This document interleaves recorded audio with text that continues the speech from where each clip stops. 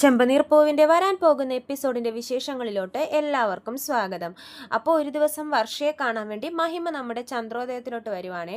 അപ്പോൾ വർഷയാണെങ്കിൽ അവിടെ ഉണ്ടാവില്ല, സ്റ്റുഡിയോയിൽ പോയിരിക്കുമായിരിക്കും. ശ്രുതിയും ചന്ദ്രയും മാത്രമേ അവിടെ ഉണ്ടാവത്തുള്ളൂ. രേവതിയാണെങ്കിൽ പുറത്തൊരു ആരെയോ കാണാൻ വേണ്ടി എന്ന് പറഞ്ഞ് പോയിരിക്കുമായിരിക്കും. അപ്പോൾ ഈ ടൈമിലാണ് മഹിമ വരുന്നത്. മഹിമ അകത്തോട്ട് വരുമ്പോഴേക്കും ചന്ദ്ര വായിരിക്കും എന്നൊക്കെ പറഞ്ഞ് മഹിമയോട് ഇങ്ങനെ സംസാരിച്ചുകൊണ്ടിരിക്കുന്ന ടൈമിൽ ഒരു ചേച്ചി വരുവേ പൂ മേടിക്കാൻ വേണ്ടി. രേവതി രേവതി എന്ന് ഒരുപാട് വിളിക്കും. അപ്പോൾ ചന്ദ്ര പറയും അവളെവിടെ ഇല്ല, പുറത്തോട്ട് പോയിരിക്കുക, പിന്നെ വാന്ന് പറയുമ്പോഴേക്കും ആ ചേച്ചി പറയുന്നുണ്ട്, ഏയ് ഇല്ല, എനിക്ക് അത്യാവശ്യമായിട്ട് പൂ വേണം, രേവതിയുടെ അമ്മയല്ലേ, അമ്മയാലും പൂ തന്നാൽ മതി എന്ന് പറയുമ്പോഴേക്കും ചന്ദ്ര പറയുന്നുണ്ട്, എനിക്ക് പൂവൊന്നും എടുക്കാനൊന്നും അറിയില്ല, അളക്കാനൊന്നും അറിയില്ല എന്ന് പറയുമ്പോൾ, അതെന്ത് അളക്കാനിരിക്കുന്നു, അമ്മയുടെ കയ്യിൽ അളന്ന് തന്നാൽ മതി, എന്തൊക്കെയായാലും രേവതിയുടെ അമ്മായിയമ്മയല്ലേ, പൂക്കടക്ക് നിങ്ങളുടെ പേരല്ലേ, നിങ്ങൾക്കൊന്നും അറിയാതെ ഒന്നും ഇരിക്കില്ലല്ലോ, എനിക്ക് എളുപ്പം പൂതാ, എനിക്കിപ്പോൾ അത്യാവശ്യമാണ്, കൊണ്ടുപോകണം എന്നൊക്കെ പറഞ്ഞിട്ട് ആ ചേച്ചി അവിടെ കിടന്ന് വാശി പിടിക്കുവാണ്. ചന്ദ്രക്കാണെങ്കിൽ മഹിമയുടെ മുമ്പിൽ അവരങ്ങനെയൊക്കെ പറയുമ്പോൾ എന്തോ പോലെ ആകുവേ. ചന്ദ്ര എന്നിട്ട് നിവൃത്തിയില്ലാതെ പോയി ഫ്രിഡ്ജിൽ നിന്നും പൂവൊക്കെ എടുത്ത് ചന്ദ്രയുടെ കൈ വെച്ച് അളന്ന് ആ ചേച്ചിക്ക് പൂവൊക്കെ കൊടുക്കുവാണ്. അപ്പോൾ മഹിമ കളിയാക്കും ചന്ദ്രയെ. എന്തായാലും ചന്ദ്രക്കും പൂടെ അളവൊക്കെ എടുക്കാൻ നന്നായിട്ട് അറിയാലോ, വെറുതെ ഇരിക്കുമല്ലേ, പുറത്തു പോയെന്നാൽ പിന്നെ രേവതിയൊക്കെ സഹായിച്ചൂടെ എന്നൊക്കെ ചന്ദ്രയെ കളിയാക്കുന്നുണ്ട് മഹിമ. ചന്ദ്ര ഒന്നും മിണ്ടത്തില്ലേ, കാരണം മഹിമ പണക്കാരി വീട്ടിലെ പെണ്ണല്ലേ. എന്നിട്ട് ലാസ്റ്റ് മഹിമ പറയും, എന്നാൽ പിന്നെ ചന്ദ്രേ എനിക്കും കൂടി ഒരു 4 മുഴം പൂതാന്ന് പറയുമോ. ചന്ദ്ര പറയും, അയ്യോ എനിക്കറിയത്തില്ല, ഈ പൂ മൊത്തം വേണമെങ്കിൽ കൊണ്ടുവെക്കോ. മൊത്തമൊന്നും വേണ്ട, എനിക്ക് 4 മുഴം മതി, അത് ഒന്ന് അളന്ന് തരാൻ പറയുന്നുണ്ട് ചന്ദ്രയുടെ കൈയും കൊണ്ട് തന്നെ. മഹിമ ചന്ദ്രയെ ഒന്ന് അപമാനിക്കാൻ വേണ്ടി നോക്കുവാണ്. ചന്ദ്രക്ക് അത് മനസ്സിലാവുന്നുണ്ട്, എന്നാലും അത് പുറത്ത് കാണിക്കുന്നില്ല. ലാസ്റ്റ് നിവർത്തിയില്ലാതെ ചന്ദ്ര വീണ്ടും അളന്ന് മഹിമയ്ക്ക് പൂ കൊടുക്കുന്നുണ്ട്. എന്നിട്ട് മഹിമ പറയുന്നുണ്ട്, ഇനിയിപ്പോൾ എനിക്ക് എന്തെങ്കിലും ആവശ്യത്തിന് പൂ വരുമ്പോൾ ഇങ്ങോട്ട് വന്നാൽ മതിയല്ലോ. ചന്ദ്ര ഏതായാലും ചന്ദ്രക്കും പൂവിൽ നല്ല ഭാവിയുണ്ട്, നിങ്ങളും അവളുടെ കൂടെ കൂടിക്കൂടെ എന്നൊക്കെ കളിയാക്കിയിട്ടൊക്കെ മഹിമ പോകുവാണ്. ശ്രുതി ഇതൊക്കെ കണ്ട് അടുക്കളയിലിരുന്ന് ചിരിക്കുവാണേ. ചന്ദ്രക്കത് വല്ലാത്തൊരു അപമാനമായി മാറുകയും ചെയ്തു. എന്നിട്ട് മഹിമ പോകുമ്പോഴേക്കും ചന്ദ്ര ശ്രുതിയോട് പറയുന്നുണ്ട്, ആ പൂക്കടക്കാരി കാരണം മനുഷ്യനെ എപ്പോഴും നാണക്കേട് മാത്രമേ ഉള്ളൂ, പൂക്കടക്കാണെങ്കിൽ എൻ്റെ പേരും, ആ പൂക്കട എങ്ങനെയെങ്കിലും അവിടെ നിന്ന് തള്ളി മാറ്റണം എന്ന് ശ്രുതിയോട് പറയുവാണ്. അപ്പോൾ ശ്രുതി പറയുന്നുണ്ട്, അതെങ്ങനെ മാറ്റാനോ ആൻറ്റി, നമുക്ക് രാത്രി പോയി ആ വണ്ടിയൊക്കെ എടുത്ത് വല്ലയിടത്തും കൊണ്ടുപോയി കളഞ്ഞാലോ. അപ്പോൾ ശ്രുതി പറയും, വേണ്ട ആൻറ്റി, അതൊക്കെ കുറച്ച് റിസ്ക്കാണ്, CCTV ക്യാമറയൊക്കെ ഉണ്ടെങ്കിൽ നമ്മളതിൽ അറിയാലോ സച്ചിയുടെ സ്വഭാവം, വന്ന് നമ്മളെ എന്തൊക്കെ ചെയ്യുമെന്ന് പറയാൻ പോലും പറ്റത്തില്ല.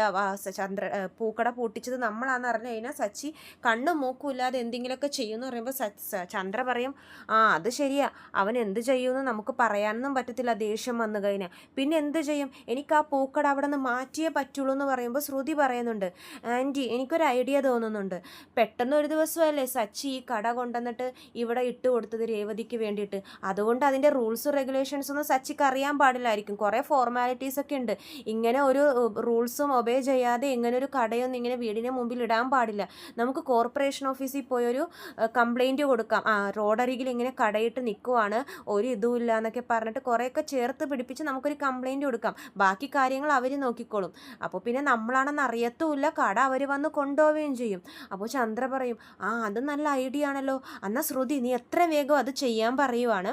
ശ്രുതി അത് പറഞ്ഞതുപോലെ പോയി കംപ്ലൈൻ്റ് ഒക്കെ കൊടുക്കുകയെ, പേരൊന്നും പറയാതെയാണ് കംപ്ലൈൻറ്റ് കൊടുക്കുന്നത് ശ്രുതി. അപ്പോൾ പിറ്റേ ദിവസം രാവിലെ ആകുമ്പോഴേക്കും രേവതി അമ്പലത്തിൽ പോയിരിക്കുമായിരിക്കും. ചന്ദ്രയും ശ്രുതിയും ടെറസിലിരുന്ന് ഇങ്ങനെ നോക്കുവാണ്. അപ്പോൾ നോക്കുമ്പോഴേക്കും കോർപ്പറേഷൻകാരൊക്കെ രേവതിയുടെ പൂക്കട വണ്ടി ഇങ്ങനെ പൊളിച്ചുകൊണ്ടും പോകുവാണ്. ചന്ദ്രയും ശ്രുതിയൊക്കെ അത് കണ്ട് ഇങ്ങനെ ചിരിച്ച് നിൽക്കുവാണ്. കംപ്ലൈൻറ്റ് കൊടുത്ത പിറ്റേ ദിവസം തന്നെ ഇവരിങ്ങനെ വന്ന് കട കൊണ്ടുപോകുന്നു ഞാൻ അറിഞ്ഞില്ല ശ്രുതി, ഏതായാലും നിൻ്റെ ബുദ്ധി കൊള്ളാം എന്നൊക്കെ ചന്ദ്ര പറയുവാണ്. അപ്പോഴേക്കും രേവതി ഓട്ടോയിൽ ഇങ്ങനെ വരുവാണ്. അമ്പലത്തിൽ പോയി വന്ന് കഴിയുമ്പോഴേക്കും നോക്കുമ്പോൾ ഇവരിങ്ങനെ കടയൊക്കെ പൊക്കിക്കൊണ്ട് പോകുന്നത്. രേവതി കരഞ്ഞുകൊണ്ട് ഓടിപ്പോവും. എന്തിനാ ഈ കട കൊണ്ടുപോകുന്നത്, ഇത് എൻ്റെ കടയാന്ന് പറയുമ്പോഴേക്കും ഇങ്ങനെ കടയൊന്നും ഇവിടെ ഇടാൻ പറ്റില്ല എന്ന് പറയും. അപ്പോൾ രേവതി പറയുന്നുണ്ട്, അതിന് ഞാൻ കട എൻ്റെ വീടിൻ്റെ മുമ്പിലല്ലേ ഇട്ടിരിക്കുന്നത്, പിന്നെ എന്താ കുഴപ്പം എന്ന് ചോദിക്കുന്നുണ്ട്. അപ്പോൾ ഓഫീസേഴ്സൊക്കെ പറയുന്നുണ്ട്, വീടിൻ്റെ അകത്താണ് നിങ്ങളുടെ സ്ഥലം, വീടിൻ്റെ പുറത്തുള്ളതൊക്കെ കോർപ്പറേഷൻ സ്ഥലമാണ്, അങ്ങനെ ഇവിടെ കടകളൊന്നും ഇടാൻ പറ്റത്തില്ല, കടകൾ ഇടുന്നുണ്ടെങ്കിൽ തന്നെ അതിന് കുറേ പെർമിഷൻസ് ഒക്കെ മേടിക്കേണ്ടി വരും, നിങ്ങളൊന്നും ഇല്ലാതെയാണ് ഇതൊക്കെ തുടങ്ങിയിരിക്കുന്നത്, ഞങ്ങൾക്ക് കംപ്ലൈൻറ്റ് കിട്ടിയിട്ടുണ്ട്, അതുകൊണ്ടാണ് ഞങ്ങളിങ്ങനെ ചെയ്യുന്നതെന്ന് പറയുമ്പോൾ രേവതി കരഞ്ഞുകൊണ്ട് കുറേയൊക്കെ അപേക്ഷിക്കുവേ, എൻ്റെ കട കൊണ്ടുപോകരുത്, ഇത് ഞാൻ കഷ്ടപ്പെട്ട് വേറൊന്നും അല്ലല്ലോ, ബുദ്ധിമുട്ടുള്ള പണിയൊന്നുമില്ല, പൂ മാത്രമാണ് ഇവിടെ കെട്ടുന്നത്, വേറൊന്നും ഞാൻ ചെയ്യുന്നില്ലല്ലോ, എനിക്ക് ഈ കട തുടങ്ങാൻ, പൊളിച്ചുകൊണ്ട് പോകല്ലേ പ്ലീസ്, എൻ്റെ കടയാണെന്നൊക്കെ പറഞ്ഞ് ഒരുപാട് അപേക്ഷിച്ച് നോക്കും. അവരതൊന്നും കേൾക്കുന്നില്ല. ചന്ദ്രയും ശ്രുതിയൊക്കെ അവിടെ ഇരുന്ന് ചിരിച്ചുകൊണ്ടിരിക്കുകയാണ്. അപ്പോഴേക്കും നമ്മുടെ രവീന്ദ്രൻ വാക്കിങ്ങിന് പോയിട്ട് തിരിച്ചു വരുമായിരിക്കും. രവീന്ദ്രൻ നോക്കുമ്പോഴേക്കും രേവതി പൊട്ടിക്കരഞ്ഞുകൊണ്ടിരിക്കുന്നു. ഇവരാണെങ്കിൽ കടയുടെ ഓരോ പാർട്സായിട്ട് വണ്ടിയിൽ കയറ്റിക്കൊണ്ടിരിക്കുന്നു. അപ്പോൾ രവീന്ദ്രൻ പറയും, എന്താ ഈ കാണിക്കുന്നത്, എന്തിനാണ് ഇതൊക്കെ ഇങ്ങനെ പൂക്കടയൊക്കെ ഇങ്ങനെ പൊളിച്ചുകൊണ്ടും പോകുന്നതെന്ന് ചോദിക്കുമ്പോൾ അവർ പറയും, സാർ ഇങ്ങനെ വീടിൻ്റെ മുമ്പിലൊന്നും ഇങ്ങനെ കടയൊന്നും ഇട്ട് നിൽക്കാൻ പറ്റില്ല എന്ന് പറയുമ്പോൾ രവീന്ദ്രൻ പറയും, അതിനിത് മെയിൻ റോഡൊന്നും അല്ലല്ലോ, ഉള്ളിലായിട്ടല്ലേ, അതും ഞങ്ങളുടെ വീടിൻ്റെ മുമ്പിൽ, പിന്നെന്താ പ്രശ്നമെന്ന് പറയുമ്പോൾ അവർ ചോദിക്കുന്നുണ്ട്, കടയൊന്നും ഇങ്ങനെ വീടിൻ്റെ മുമ്പിൽ ഇടണമെങ്കിൽ കുറേ റൂൾസൊക്കെ ഉണ്ട്, പെർമിഷൻസൊക്കെ മേടിക്കണം, അല്ലാതെ വെറുതെ ഇങ്ങനെ കടയൊന്നും ഇങ്ങനെ വീടിൻ്റെ മുമ്പിൽ ഇടാൻ പറ്റത്തില്ല, അത് ശരിയല്ല, അത് നമ്മുടെ കോർപ്പറേഷൻ സമ്മതിക്കത്തില്ല എന്ന് പറയുവാണ്. അപ്പോൾ രവീന്ദ്രൻ പറയുന്നുണ്ട്, സാർ ഒരു ചെറിയ പൂക്കടയല്ലേ, ആർക്കും ബുദ്ധിമുട്ടില്ലാതെയാണ് രേവതി അവിടെ ഈ കച്ചവടം നടത്തുന്നത്, പിന്നെ എന്തിനാ ഇത് പൊളിച്ചുകൊണ്ട് പോകുന്നതെന്നൊക്കെ ചോദിക്കുന്നുണ്ട്. അപ്പോൾ ഞങ്ങൾക്കൊരു കംപ്ലൈൻറ്റ് കിട്ടി, ഇവിടെ കൂടിക്കിടന്ന പൂക്കൾ കാരണം ബാക്കിയുള്ളവർക്കൊക്കെ ശല്യമാണ്, ഈ പൂക്കട തന്നെ ബാക്കിയുള്ളവർക്ക് ശല്യമാണ്, കൊതുകുകളും ഈച്ചകളും എല്ലാം പെരുകുവാണെന്നൊക്കെ പറയുമ്പോഴേക്കും രേവതി പറയും, സാർ ഇത് നോക്കിയാൽ കാണാം, ഞാൻ ഒരു പൂക്കളും ഇവിടെ കൂട്ടിയൊന്നും ഇടുന്നില്ല, അപ്പോൾ തന്നെ ഞാൻ വൃത്തിയാക്കുന്നുണ്ട്, അന്നുള്ള ആവശ്യത്തിനുള്ള പൂ മാത്രമേ ഞാൻ എടുത്ത് കെട്ടുന്നുള്ളൂ, അല്ലാതെ ഞാൻ വൃത്തികേടാക്കി ഒന്നും ഇടുന്നില്ല, ആരാണ് ഈ കംപ്ലൈൻറ്റ് തന്നതെന്നൊക്കെ ചോദിക്കുമ്പോൾ അവർ പറയും, പേരൊന്നും അറിയില്ല, പക്ഷേ ഇവിടെ ഉള്ളവരാണ് എനിക്ക് കംപ്ലൈൻറ്റ് തന്നതെന്നൊക്കെ പറയുന്നുണ്ട്. രേവതി അപ്പോൾ പൊട്ടിക്കരയുവാണ്. രവീന്ദ്രനോട് കോർപ്പറേഷനുകാർ എന്ത് പറഞ്ഞിട്ട് അവർ സമ്മതിക്കുന്നില്ല, കാരണം ഞങ്ങൾക്കിത് അനുസരിച്ചേ പറ്റുള്ളൂ, ഞങ്ങളുടെ ഓഫീസേഴ്സ് അവർ പറഞ്ഞിരിക്കുന്നത്, കംപ്ലൈൻറ്റ് കൊടുത്തവർ പറഞ്ഞിരിക്കുന്നത്, ഇതിപ്പോൾ കൊണ്ടുപോയില്ലെങ്കിൽ മേലധികാരികൾക്ക് പരാതി കൊടുത്ത് അവരെ കൊണ്ട് പൂട്ടിക്കും എന്നൊക്കെയാണ് പറഞ്ഞിരിക്കുന്നതെന്ന് പറയുന്നുണ്ട്. അപ്പോൾ രവീന്ദ്രനെ ഒന്നും മിണ്ടുന്നില്ല. രേവതിയാണെങ്കിൽ കരഞ്ഞുകൊണ്ട് ഇങ്ങനെ ഇരിക്കുവാണ്. അവർ വണ്ടിയും കൊണ്ട് തൂക്കി ഓട്ടോറിക്ഷയിലൊക്കെ കയറ്റിയിട്ട് അവരത് കൊണ്ടുപോകുന്നുമുണ്ട്, പെട്ടി വണ്ടിയുടെ സാധനങ്ങളൊക്കെ. ചന്ദ്രയും ശ്രുതിയൊക്കെ ഇത് കണ്ട് ഇങ്ങനെ ചിരിക്കുവാണ്. അപ്പോൾ രവീന്ദ്രൻ പോയി ചീത്ത പറയുന്നുണ്ട്, ആ രേവതി അവിടെ നടു റോഡിലിരുന്ന് കരയുന്നു, നിങ്ങളൊക്കെ ഇവിടെ നിന്ന് കാഴ്ച കാണുന്നു. അപ്പോൾ ചന്ദ്ര പറയും, ഞങ്ങൾ വേറെ എന്ത് ചെയ്യാനാ, ഞങ്ങൾ ആ റോട്ടിൽ ഇറങ്ങിയിരുന്ന് കരയണമെന്ന് ചോദിക്കുമ്പോൾ രവീന്ദ്രൻ പറയും, എന്തായാലും എന്താ ചന്ദ്ര, ഒരു സങ്കടം വരുമ്പോൾ ഇങ്ങനെയാണോ കാണിക്കുന്നതെന്നൊക്കെ പറഞ്ഞ് രവീന്ദ്രൻ അകത്ത് കയറി പോവും. പിന്നെ ഇതറിഞ്ഞ സച്ചി ഓടി വരും. ഓടി വന്നിട്ട് രേവതിയോട് ചോദിക്കുന്നുണ്ട്, രേവതി നമ്മുടെ പൂക്കട എവിടെയെന്ന് ചോദിക്കുമ്പോഴേക്കും രേവതി പറയും, സച്ചിയേട്ടാ അത് ഞാൻ കുറേ കരഞ്ഞ് പറഞ്ഞു നോക്കി, അവരൊന്നും സമ്മതിക്കുന്നില്ല, അവർ ഞങ്ങളുടെ പൂക്കട കൊണ്ടുപോയി എന്ന് പറയുമ്പോഴേക്കും സച്ചി ചോദിക്കും, ആര്, കോർപ്പറേഷൻകാർ വന്ന് കൊണ്ടുപോയി എന്നൊക്കെ പറയും.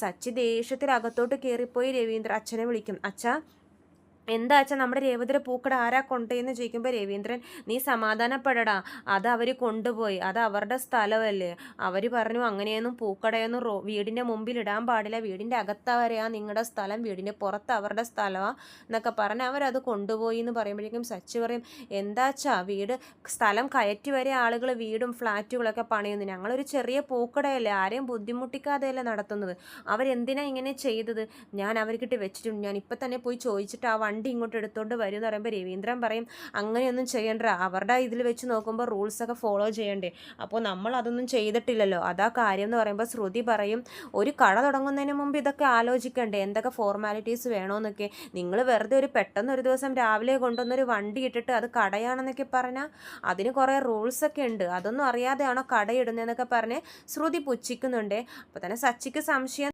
തോന്നും, ഇനി ഇവരാണോ ഈ കടയൊക്കെ പൂട്ടിച്ചതെന്ന് സച്ചി പറയുന്നുണ്ട്. അച്ഛാ ഞാൻ അവിടെ പോയി ഞങ്ങളുടെ വണ്ടി ഫൈൻ അടച്ചാൽ മതിയല്ലോ, ഞാൻ ആ ഫൈൻ അടച്ചിട്ട് ആ വണ്ടി ഇങ്ങോട്ട് കൊണ്ടുവരാൻ പോകുന്നു പറയുമ്പോഴേക്കും രവീന്ദ്രൻ പറയും, വേണ്ടടാ, അത് കൊണ്ടുവന്നിട്ട് എന്ത് ചെയ്യാനാ, വീണ്ടും കടയിട്ട് അവർ വീണ്ടും അത് പൊക്കിക്കൊണ്ട് പോകും, നമുക്ക് ഇനി അത് ചെയ്താലും ശരിയാവത്തില്ല, അതിൻ്റെ റൂൾസും ഫോർമാലിറ്റീസൊക്കെ നീ നോക്ക്, എന്നിട്ട് വേണമെങ്കിൽ നമുക്ക് ആ വണ്ടി ഇട്ട് പിന്നെയും കട തുടങ്ങാമെന്നൊക്കെ പറയുവാണ്.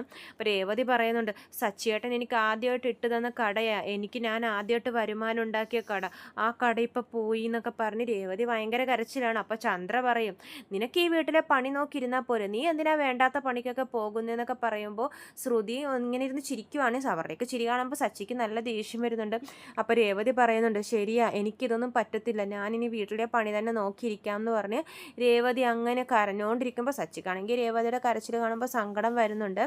അപ്പോൾ ചന്ദ്രയുടെ ഈ പുച്ചിക്കലൊക്കെ കാണുമ്പോൾ സച്ചി വന്ന് ചോദിക്കുന്നുണ്ട്, ആരായി കട പൂട്ടിച്ചെന്ന് ഞാൻ കണ്ടുപിടിക്കട്ടെ, അവർക്കിട്ടൊക്കെ ഞാൻ വെച്ചിട്ടുണ്ടെന്ന് പറഞ്ഞ് ചന്ദ്രയെ നോക്കി പേടിപ്പിക്കുവേ. അപ്പോൾ ചന്ദ്ര പറയും, നീ എന്താടാ ഞാനാണ് ഈ കട പൊട്ടിച്ചെന്നാണോ പറഞ്ഞു വരുന്നതെന്ന് പറയുമ്പോൾ സച്ചി പറയും, നിങ്ങൾക്ക് അത്രക്കുള്ള ബുദ്ധിയൊന്നുമില്ല, ഇത് വേറെ ഏതോ കുരുട്ട് ബുദ്ധിയുള്ള ആരുടെയോ പണിയാണ്, ആരാന്ന് ഞാൻ കണ്ടുപിടിക്കട്ടെ എന്ന് പറഞ്ഞ് ശ്രുതി ഇങ്ങനെ നോക്കുവാണ്. അപ്പോൾ ഏതായാലും രേവതിയുടെ കട പൂട്ടിപ്പോയി, അതിൻ്റെ സങ്കടത്തിലാണ് രേവതി. ഇത്രയൊക്കെ ഉള്ളൂ, ഉടനെ തന്നെ ഈ എപ്പിസോഡ് ഉണ്ടാവുന്നതാണ്. അപ്പോൾ കൂടുതൽ വിശേഷങ്ങൾ ഞാൻ ചാനലിൽ അപ്ലോഡ് ചെയ്യാം. ചാനൽ സബ്സ്ക്രൈബ് ചെയ്യാത്തവരുണ്ടെങ്കിൽ സബ്സ്ക്രൈബ് ചെയ്യണേ. വീഡിയോ ഇഷ്ടമെങ്കിൽ ലൈക്ക് ചെയ്യാൻ